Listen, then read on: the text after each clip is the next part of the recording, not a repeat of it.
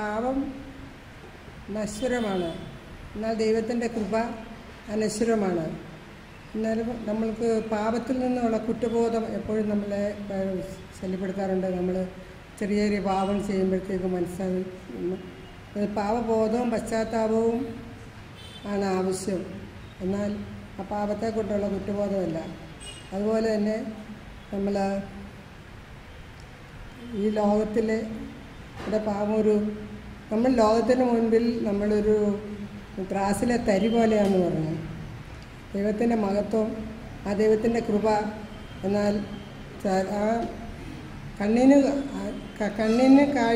കാണാൻ കണ്ണിന് ഗോചരമായ ആ തരി ചിലപ്പോൾ നമ്മൾ പാപത്തിൽ അത് വീണ് കഴിയുമ്പോഴത്തേക്കും ആ ദൈവത്തിൻ്റെ മഹത്വമല്ലായിരിക്കും, ആ ചെറിയ തരിയെയാണ് നമ്മളെപ്പോഴും കണ്ടുകൊണ്ടിരിക്കുന്നത്. കൈയടിച്ച് കർത്താവിന് നന്ദി പറയാം. ഇനി ആരെങ്കിലും ഒരു ലാസ്റ്റ് ചാൻസ്